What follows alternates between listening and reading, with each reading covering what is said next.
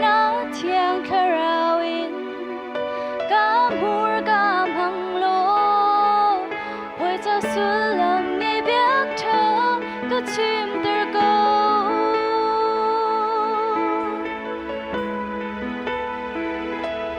vô vui bơ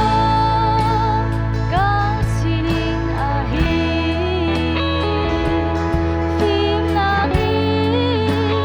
chiều tua khô mi ca nghe lâu mình xin áo van phim na hi có thiên lung xuôi lô hồi giờ lòng xuôi tu thơ có si tơ câu gần mình na nghe tu vô vui bơ càng si dung điều thế đừng hoang lo mi give me na do na anh hỡi khô na ha cần ngỡ in na thong thả chim về cơ du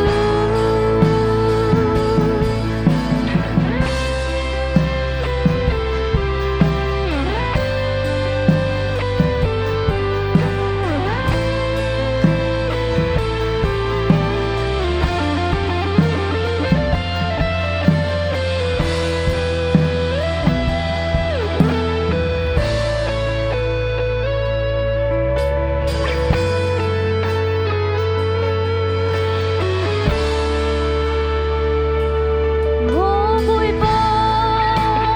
hi bên lệ à hi gần mình na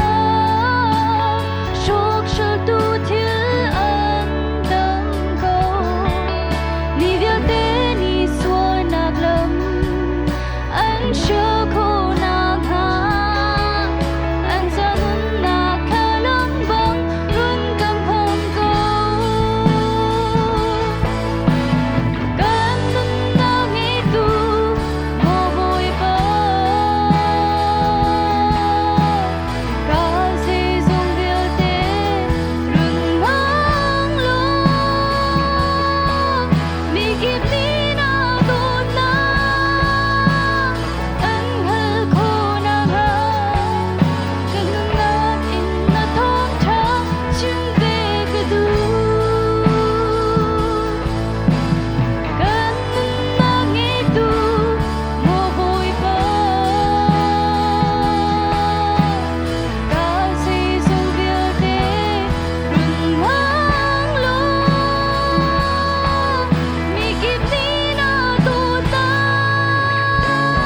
anh hỡi khô na ha